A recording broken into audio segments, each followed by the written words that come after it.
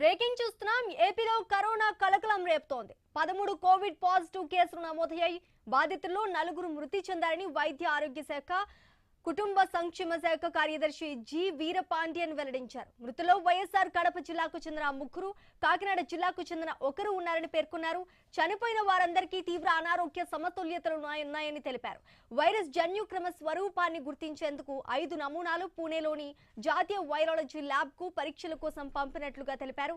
మొత్తం 12 కేసుల్లో వైఎస్ఆర్ కడప జిల్లాలో 8, గుంటూరులో 2, విశాఖపట్నం, కాకినాడ, కృష్ణా జిల్లాల్లో ఒక్కొక్కటి చొప్పున నమోదయ్యాయి. ఈ కేసులో కోవిడ్ సోకిన వ్యక్తులతో సన్నిహితంగా మెలిగిన వారు 2 ఉన్నారన్నట్టుగా తెలిపారు. కృష్ణా జిల్లాకు చెందిన కరోనా సోకిన మహిళలకు ఎయిమ్స్ లో చికిత్స అందిస్తున్నారు.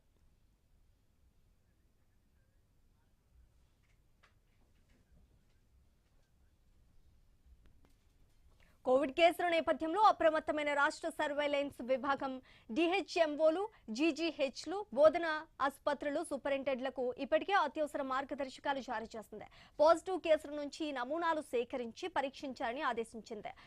ఆర్టీపీసీఆర్ టెస్టింగ్ కిట్లు, వీటీఎం, పీపీఈ కిట్లు, మాస్కులు, శానిటైజర్లు, ఆక్సిజన్ మందులు సిద్ధం చేసుకోవాలని ఆదేశించింది. ఆసుపత్రిలో కోవిడ్ వార్డులు ఏర్పాటు చేశారు. అవసరమైన యాంటీబయాటిక్స్, ఇతర సాధారణ మందులు అందుబాటులో ఉంచారు. రోగి గొంతు, ముక్కు నుంచి స్వాబ్ స్వీకరించి ల్యాబ్ కు పంపించేందుకు నిర్దేశించిన వీటీఎం కిట్లు ఆసుపత్రిలో లేవు. పీపీఈ కిట్లు కూడా లేనట్టుగా తెలుస్తోంది. ఇక ఇదే అంశానికి సంబంధించి పూర్తి డీటెయిల్స్ మా ప్రతినిధి భార్గవ్ లైవ్ ద్వారా అందిస్తారు. భార్గవ్, చెప్పండి. ఏపీలో మళ్లీ కరోనా విజృంభిస్తున్న పరిస్థితి కనిపిస్తోంది. ఇప్పటికే 13 కేసులు నమోదైనట్టుగా తెలుస్తోంది. అసలు దానికి సంబంధించి తాజా అప్డేట్స్ ఏంటి? అసలు ఈ కరోనా మళ్ళీ విజృంభిస్తోంది, మరి దీనికి ఏమైనా చికిత్స ఉందా? 13 మంది కూడా పాజిటివ్ వచ్చినట్టుగా తెలుస్తోంది. దీనికి సంబంధించి పూర్తి డీటెయిల్స్ ఏంటి? శ్రీజ, ఖచ్చితంగా దేశవ్యాప్తంగా మరోసారి కూడా కోవిడ్ కేసులు విజృంభిస్తున్నాయని కూడా చెప్పుకోవచ్చు. ఇప్పటి వరకు మొన్న జూలై 1వ తారీఖు నుంచి గడిచిన 2 వారాల్లో 339 కేసులు దేశవ్యాప్తంగా నమోదయ్యాయి. అందులో 13 పాజిటివ్ కేసులు మన ఏపీ నుంచి, తెలుగు రాష్ట్రాల్లోని ఆంధ్రప్రదేశ్ నుంచి కూడా నమోదైనటువంటి వాస్తవ లెక్కలు కూడా ఇప్పటికే వైద్య ఆరోగ్య శాఖ అధికారులు స్పష్టం చేయడం అయితే జరిగింది. అయితే దీనికి సంబంధించి ప్రధానంగా కడప జిల్లాలో తీవ్రంగా కూడా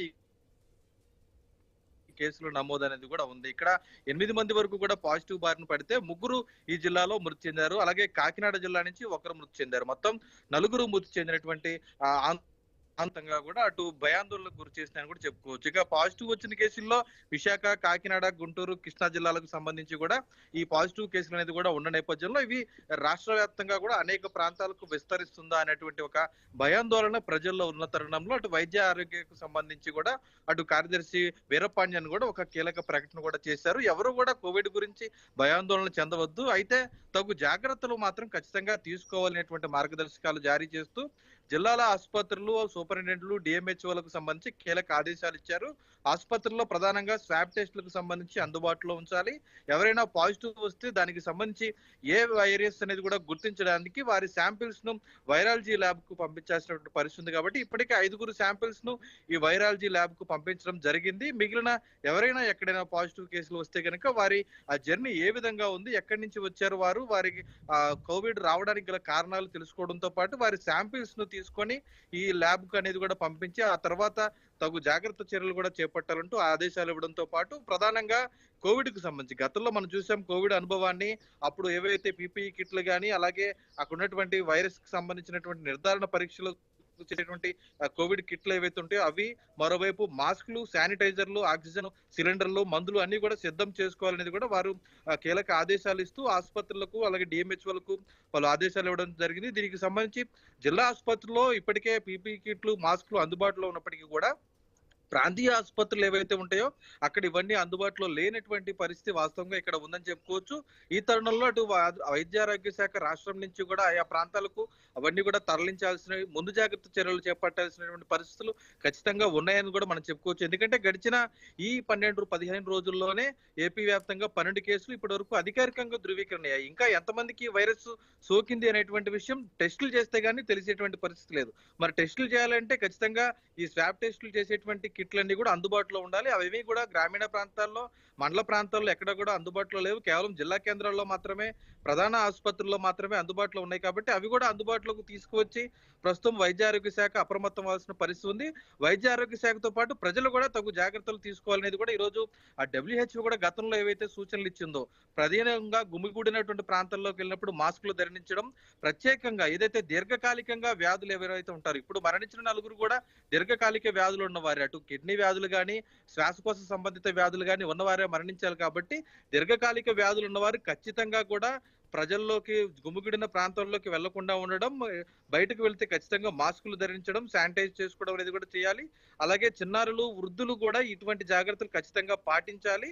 ప్రధానంగా ఎక్కువగా అనారోగ్యంగా ఉన్నవారైతే ఇటువంటి జాగ్రత్తలు తీసుకోకపోతే కనుక కోవిడ్ బారిన పడితే వారు మృత్యువాత చెందేటువంటి పరిస్థితులు ఖచ్చితంగా మనకి ఇప్పుడు కనిపిస్తున్నాయి. ఈ వేరియంట్ ఏదనేది ఇంకా కనుక్కోలేదు కాబట్టి దానికి సంబంధించిన మెడిసిన్ కూడా ఏదైతే అందుబాటులోకి రావాలంటే ఇంకా సమయం పడుతుంది కాబట్టి జాగ్రత్తలే ముఖ్యం అనేది మాత్రం ఇప్పుడు ఖచ్చితంగా కనిపిస్తుంది. అటు వైద్య ఆరోగ్య శాఖ కూడా కేవలం జాగ్రత్తలు తీసుకోమని హెచ్చరికలు చేయడం తప్ప కోవిడ్ కి సంబంధించి ఎటువంటి నివారణ చర్యలు చేపట్టలేమనేది గతంలో కూడా మనం చూసాం కాబట్టి ప్రస్తుతం అనేది సామాజిక దూరం అనేది మరోసారి మళ్ళీ మన ప్రజల్లోకి రాబోతుందా, ఈ మాస్కులు అనేవి ఖచ్చితంగా ప్రజలు ధరించాల్సినటువంటి పరిస్థితులు వస్తున్నాయి అనేది కూడా ఒక భయాందోళన అయితే ప్రస్తుతం ప్రజల్లో ఉంది. దీనికి సంబంధించి ప్రస్తుతం జిల్లా యంత్రాంగం అంతా కూడా అప్రమత్తమై ఆయా ప్రాంతాలకు ఇవన్నీ కూడా ముందు జాగ్రత్త చర్యలు తీసుకోవాలని కూడా అటు PHCలకు కానీ, CHCలకు కానీ ఆదేశాలు ఇవ్వాల్సిన పరిస్థితులు అయితే ఉన్నాయి. శ్రీజ, భార్గవ్, మనం ఇప్పుడు చూసుకుంటే VTM కిట్లు కానీ, PPE కిట్లు కానీ ప్రస్తుతం హాస్పిటల్లో అందుబాటులో లేవన్నట్టు తెలుస్తుంది. మరి ప్రభుత్వం ఏమన్నా స్పందించిందా? ప్రభుత్వం అందుబాటులోకి తీసుకొచ్చే అవకాశం ఉందంటారా?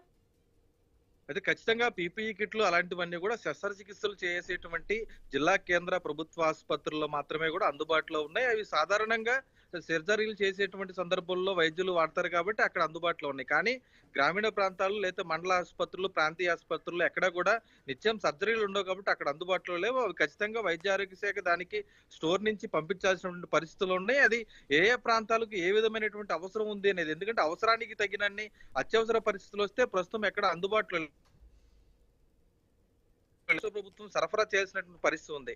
అవి గ్రామీణ ప్రాంతాలకు చేరాలంటే ఇప్పటికిప్పుడు చేరాలంటే కనుక ఖచ్చితంగా అవి సాధ్యం కాదనేది కూడా మనం చెప్పుకోవచ్చు. మరి ఏ విధంగా పంపిస్తారు, అన్ని ప్రాంతాలకు ఏ విధంగా అలర్ట్ చేస్తారనేది కూడా వేచి చూడాలి. ప్రధానంగా ఇప్పుడు కావాల్సింది ఏదైతే ఆ స్వాబ్ టెస్టులు సేకరించి అవి కరోనా సంబంధించి నిర్ధారణ అవునా కాదా అనేది, చాలా మంది దానికి సంబంధించినటువంటి లక్షణాలు ఎవరైతే ఉంటారో, తీవ్రంగా జలుబు, గొంతు వంటి వ్యాధులు, అలాగే శ్వాసకోశ తీసుకోవడంలో ఇబ్బందులు ఎవరైనా ఉంటే కనుక, జ్వరం వచ్చి తగ్గకుండా ఉంటే కనుక ఖచ్చితంగా వారు కరోనా టెస్టులు చేసుకోవాల్సినటువంటి అవసరం కూడా ఉంది. ఆ కిట్లు అనేవి అందుబాటులో ఉంచి ఆ తర్వాత ఈ PPE కిట్లు కానీ, CRT కిట్లు కానీ అన్ని కూడా అందుబాటులో ఉంచేలాగా కూడా ప్రభుత్వం చర్యలు తీసుకోవాల్సినటువంటి అవసరం ఉంది. చూసాం మనం గతంలో కూడా కేవలం నెల రోజుల వ్యవధిలోనే పదుల సంఖ్య నుంచి వందల వేల సంఖ్యలోకి కోవిడ్ అనేది కూడా సోకింది. కేవలం అక్కడ మనిషి నుంచి మనిషికి తమ శ్వాస ద్వారా కనీసం తుమ్మినా దగ్గినా సరే వారు పక్కనే ఉంటే ఆ తుంపర్ల ద్వారా కూడా ఈ వ్యాధి సోకుతుందని గతంలో నిర్ధారణటువంటి ఘటనలు కూడా మనం చూసాం. ఇప్పుడు వేరియంట్ ఏదనేది పక్కన పెడితే సోకడం అనేది కూడా చాలా ఈజీగా కరోనా అనేది కూడా సోకుతుంది కాబట్టి ఖచ్చితంగా దానికి ముందస్తు చర్యలు తీసుకోవాలంటే ఈ మాస్కులు కానీ, శానిటైజర్లు కానీ, అలాగే ఈ PPE కిట్లు కానీ అన్ని కూడా అందుబాటులోకి వేగవంతంగా తీసుకురావాల్సినటువంటి పరిస్థితులు ప్రస్తుతం రాష్ట్రంలో ఉన్నాయని కూడా చెప్పుకోవచ్చు. శ్రీజ, అంటే ఈ కరోనా ఇప్పుడు సోకే పరిస్థితి చూస్తుంటే ముందులాగే మనకి క్వారంటైన్ పెట్టే అవకాశం ఉందంటారా? అంతవరకు అయితే గతంలో ఇప్పటికే కూడా అటు ఎయిర్పోర్ట్ లో ప్రధానంగా కూడా వచ్చేటువంటి వారికి ర్యాండమ్ గా కానీ, అటు విదేశాల నుంచి ఎవరైతే వస్తారో వారికి టెస్టులు చేయడం అయితే జరుగుతుంది. ఒకవేళ అక్కడ పాజిటివ్ ఏదైనా వస్తే కనుక వారిని క్వారంటైన్ లో ఉంచేందుకు ఏదైతే బోధనాసుపత్రులు ఏవైతే ఉన్నాయో అక్కడే ఇప్పటికే క్వారంటైన్ సెంటర్ లో ఏర్పాటు చేశారు, సిద్ధం చేశారు. అయితే ఇప్పుడు సాధారణ ప్రజల్లో ఇక్కడ దేశీయంగా ఇప్పుడు మన విశాఖలో పాజిటివ్ వచ్చిన వ్యక్తిని కనుక చూసుకుంటే ఇటీవల అతను హైదరాబాద్ వెళ్ళొచ్చాడని కూడా తెలుస్తుంది. హైదరాబాద్ వెళ్ళొచ్చిన వ్యక్తికి పాజిటివ్ ఏ విధంగా వచ్చింది అనేది కూడా ఈ రోజు అనుమానాలు రేకెత్తుంది. ఖచ్చితంగా హైదరాబాద్ లో ఈ వైరస్ ఇప్పటికే సోకి ఉంటుంది, స్ప్రెడ్ అయి ఉంటుంది. అంటే ఇప్పటి వరకు ఏపీని మట్టికే సోకుతున్న కరోనా ఇప్పుడు మళ్ళీ తెలంగాణకు కూడా వచ్చే అవకాశాలు ఉన్నాయంటారా? అంటే అక్కడ వాళ్ళు ఇక్కడికి వస్తున్నారు. విశాఖలో సోకినటువంటి వ్యక్తికి మనం చూసుకుంటే ట్రావెల్ హిస్టరీ అతను హైదరాబాద్ నుంచి ఇటీవలే వచ్చాడు అనేది కూడా స్పష్టం చేయడం జరిగింది. అంటే హైదరాబాద్ లో అతను మీట్ అయినటువంటి వ్యక్తులు ఎవరైతే ఉన్నారో వారిలో ఎవరికైనా కరోనా ఉంటే వారి ద్వారా ఇతనికి సోకింది అనేటువంటి అనుమానాల నేపథ్యంలో అతన్ని ట్రావెల్ హిస్టరీ ఆధారంగా అతను ఎవరెవరిని కలిశారు, ఎప్పుడు కలిశారు అనేది కూడా ప్రస్తుతం వైద్య ఆరోగ్య శాఖ సర్వే చేపట్టింది. అలాగే మిగిలిన వారందరూ ఎవరైతే ఉన్నారో కోవిడ్ సోకిన వారు కూడా గతంలో కోవిడ్ లక్షణాలు ఉన్న వారికి దగ్గరగా ఉండడం వల్ల ఈ రోజు ఈ కోవిడ్ సోకింది అనేది కూడా ఈ రోజు స్పష్టం అవటం అయితే జరిగింది. కడప జిల్లాలో అత్యధికంగా కరోనా సోకింది 8 మందికి, అందులో 3 కూడా మృతి చెందారు. కాబట్టి వారు ఎవరెవరిని కలిశారు, ఏ ప్రాంతాలకు వెళ్లారు అనేటువంటి ట్రావెల్ హిస్టరీని కూడా ప్రస్తుతం వైద్య ఆరోగ్య శాఖ సర్వే చేపట్టి అదంతా కూడా వెలికి తీస్తుంది. ఖచ్చితంగా ఇది కనుక ఒక సోకితే ఖచ్చితంగా ఒక ప్రాంతంతో ముడిపడేటువంటి బంధం కాదు ఇది. ఖచ్చితంగా అనేక ప్రాంతాలకు ట్రావెల్ చేస్తూ ఉంటారు. వారిని కలిసిన వారు ఒకరి నుంచి ఒకరు ట్రావెల్ చేస్తూ ఇతర రాష్ట్రాలు కూడా తిరుగుతూ ఉంటారు. కాబట్టి అందులోనూ హైదరాబాద్ అనేది తెలుగు రాష్ట్రాలకు ప్రధాన కేంద్రంగా ఉండడం వల్ల నిత్యం అన్ని రాష్ట్రాల నుంచి, అన్ని ప్రాంతాల, అన్ని జిల్లాల నుంచి కూడా అక్కడికి నిత్యం ట్రావెల్ చేస్తూ ఉంటారు. కాబట్టి అక్కడ అత్యధికంగా కూడా చర్యలు తీసుకోవాల్సినటువంటి పరిస్థితులు ఉన్నాయి. ఎందుకంటే ఇతను వైశాఖ నుంచి కోవిడ్ సోకినటువంటి వ్యక్తి హైదరాబాద్ నుంచే వచ్చాడని ఖచ్చితంగా తెలుస్తుంది. కాబట్టి అక్కడ కూడా టెస్టుల సంఖ్య పెంచాల్సినటువంటి పరిస్థితి ఉంది. ఎందుకంటే లక్షలాది మంది, కోటి మందికి పైగా జనాభా ఉన్నటువంటి ప్రాంతం అది హైదరాబాద్ జంట నగరాలు. ఇక్కడ కనుక టెస్టులు చేస్తే ఇంకా ఎంతమందికి కోవిడ్ ఉంది, అది జిల్లాలకు పాకకుండా ముందస్తు చర్యలు ఏ విధంగా చేపట్టచ్చు అనేది కూడా ఇటు రెండు రాష్ట్రాలు సమన్వయంతో చేయాల్సిన బాధ్యత కూడా ఉందని చెప్పుకోవచ్చు శ్రీజ. భార్గవ్, ముఖ్యంగా డాక్టర్లు ఏం చెప్తున్నారు, ఎటువంటి జాగ్రత్తలు తీసుకుంటే ఇది సోకే ప్రభావం తక్కువ ఉంటుందని చెప్తున్నారు? అదేవిధంగా కరోనా వస్తే ఎటువంటి లక్షణాలు కనిపిస్తాయి ఫస్ట్ ఆఫ్ ఆల్ మనకి? ఖచ్చితంగా కూడా ప్రధానంగా ఇప్పుడు కోవిడ్ సోకినటువంటి వారికి వేరియంట్ ఏదైనా తెలియకపోయినా లక్షణాలు మాత్రం శ్వాసకోశ ఇబ్బందులు ఎక్కువగా రావడం, కిడ్నీకి సంబంధించినటువంటి వ్యాధి ఉన్నవారు మృతి చెందడం కూడా జరిగింది. మనం చూసినటువంటి నలుగురిలో 3కి కిడ్నీ సంబంధిత వ్యాధి సమస్యలు ఉన్నాయి, ఒకరికి శ్వాసకోశ సంబంధిత సమస్యలు ఉన్నాయి. వీరందరికీ కూడా జ్వరం రావడం లేదంటే బయట ప్రాంతాల్లో తిరిగి వచ్చినప్పుడు ఈ కోవిడ్ సోకింది అనేది ఖచ్చితంగా నిర్ధారణ అవుతుంది. అలాగే వీరితో పాటు జలుబు, దగ్గు వంటివి కూడా తీవ్రంగా మందులు వేసుకున్నా సరే సాధారణ మందులు తగ్గకుండా ఉండడం అనేది కూడా ఈ లక్షణాల్లో ప్రధాన కారణంగా కూడా చెప్పుకోవచ్చు. అయితే ఇది ఆగస్టు నెలాఖరు వరకు కూడా ఖచ్చితంగా ఇది ఉంటుందనేది కూడా వైద్య ఆరోగ్య శాఖ ద్వారా మనకు సమాచారం అయితే ఉంటుంది. దీనికి తగు జాగ్రత్తలు తీసుకోవాల్సిన పరిస్థితులు కూడా ఉన్నాయి Sreeja. Thanks for the update Bhargav.